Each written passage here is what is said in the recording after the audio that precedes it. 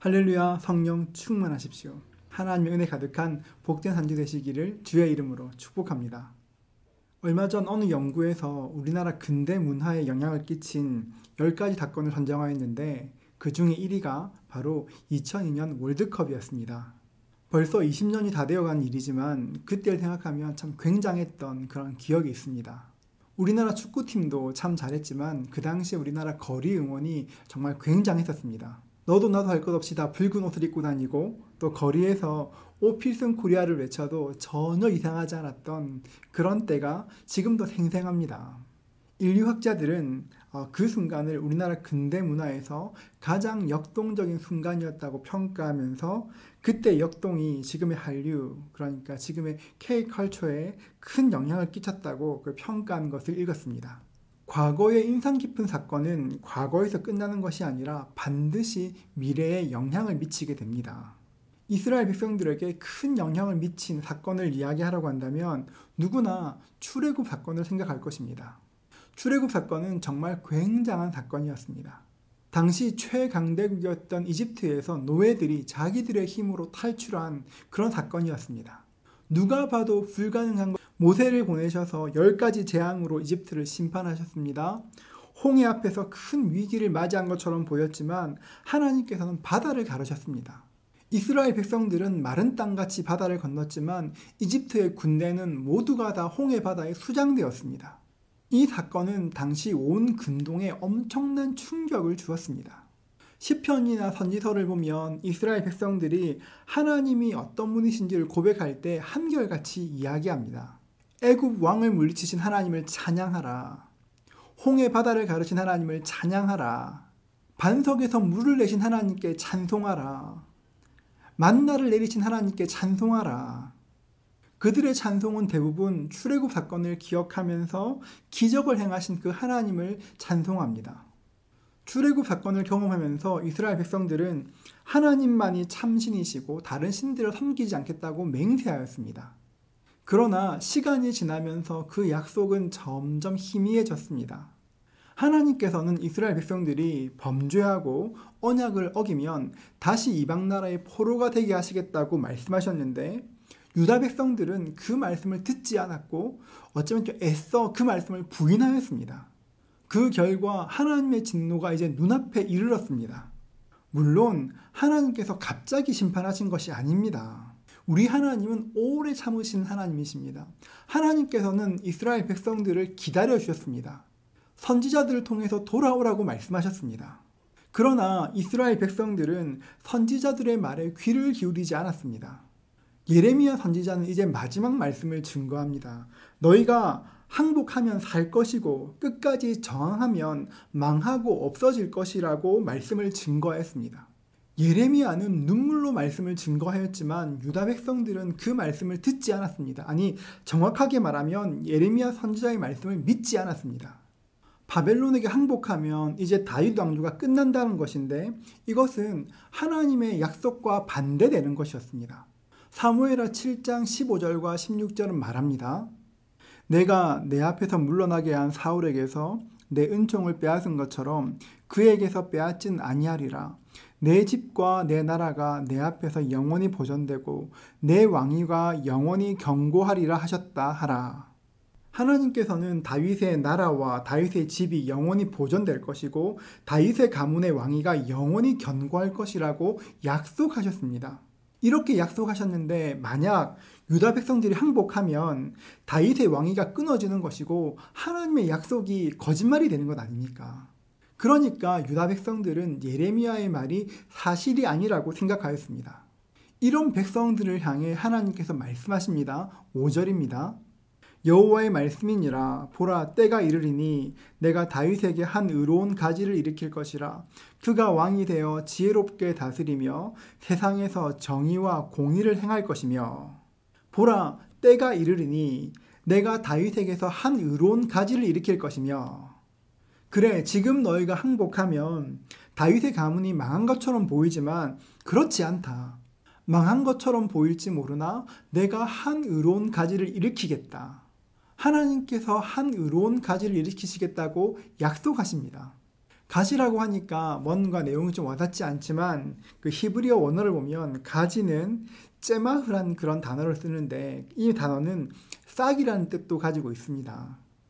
그러니까 다윗의 가문에서 그 그루터기에서 한 의로운 싹이 움틀 것인데 그가 왕이 될 것이고 그 왕이 지혜롭게 다스릴 것이며 세상에서 정의와 공의를 행할 것이라고 말씀하십니다.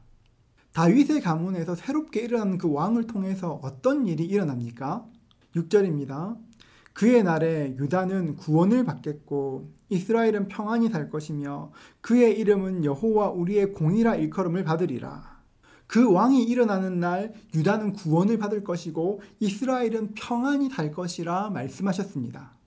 여러분, 이 말씀을 잘 봐야 합니다.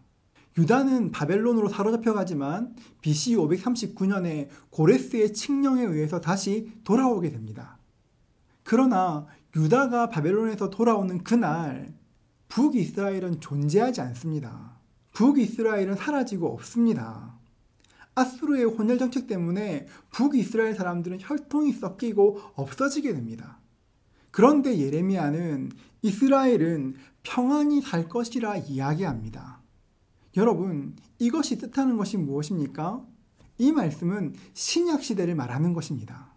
유다와 이스라엘이 민족이나 지파에 관계없이 구원받게 되는 그 일은 신약 시대에 이루어질 것이고 그 구원은 의로운 가지가 주시는 그 의로만 가능해지는 것입니다.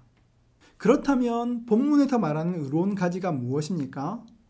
의로운 가지는 바로 예수 그리스도를 말합니다. 이 세상의 참된 평안은 오직 예수님을 통해서 이루어집니다. 지금 유다 백성들은 구약의 생각에 사로잡혀서 혈통적인 다윗의 왕가가 끊어지고 나면 이제 이스라엘은 망한다고 생각하지만 예레미야는 그렇지 않다고 이야기합니다. 다윗의 혈통이 끊어지는 것처럼 보일지 모르나 다윗의 자손이신 예수께서 오셔서 남유다나 북이스라엘이나 사마리아나 모든 사람을 구원하실 것이라 말씀하시는 것입니다. 의로운 가지이신 예수님께서 이 땅에 오시면 구약시대에는 상상도 못했던 일들이 이루어지게 됩니다. 예수님은 육신을 입고 이 땅에 오신 하나님이십니다. 하나님이신 예수님께서 이 땅에 오셔서 의로운 삶을 사시면서 완전한 의를 이루실 것입니다. 이 땅의 그 어떤 사람도 율법이 요구하는 것을 다 이룰 수 없지만 예수님께서는 율법의 모든 요구를 충족히 이루어 주셨습니다. 예수님께서는 이 땅에 오셔서 율법의 모든 요구를 이루셨을 뿐 아니라 우리를 위해서 스스로 죄가 되셨고 우리를 위해서 십자가에 달려 죽임당하셨습니다. 광야시대에 누구든지 노뱀을 보기만 하면 살아났던 것처럼 이제 누구든지 예수님을 십자가를 바라보기만 하면 예수님께서 내 대신 죄를 지시고 십자가에 달려 돌아가신 것을 믿기만 하면 완전하신 하나님의 의가 우리의 의가 될 것이라고 약속해 주셨습니다. 신학적 용어로 하면 죄인인 우리가 예수님을 믿는 그 순간 예수님의 의가 우리에게 전가되는 것입니다. 예수님의 십자가를 바라보고 예수님을 믿는 그 순간 우리가 과거에 지었던 모든 죄가 용서받고 현재의 죄가 사함받고 미래에 지을 모든 죄까지 모두 용서받게 되는 것입니다. 인간의 상식으로는 이해할 수도 없지만 이것은 놀라운 영적인 비밀입니다. 이것이 십자가이며 보혈의 능력인 것입니다. 예수님의 십자가를 의지하고 보혈 아래 있는 사람은 지옥에 갈 수 없는 사람이 되었습니다. 이것이 의로운 가지이신 예수님께서 친히 행하시는 일입니다. 본문 7절과 8절은 말합니다. 그러므로 여호와의 말씀이니라. 보라, 날이 이르리니 그들이 다시는 이스라엘 자손을 애굽 땅에서 인도하여 내신 여호와의 사심으로 맹세하지 아니하고 이스라엘 집 자손을 북쪽 땅 그 모든 쫓겨났던 나라에서 인도하여 내신 여호와의 사심으로 맹세할 것이며 그들이 자기 땅에 살리라 하시니라.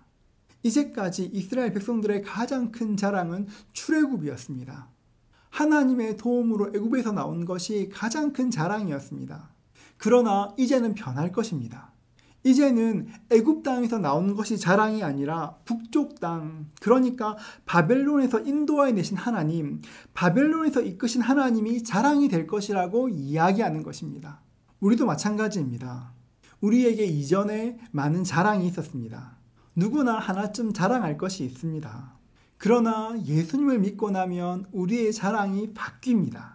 예수를 믿고 바울이 이전의 모든 것을 배설물처럼 여긴다고 말했던 것 같이 예수님을 알고 예수님을 믿게 되면 우리의 자랑이 완전히 바뀌게 됩니다.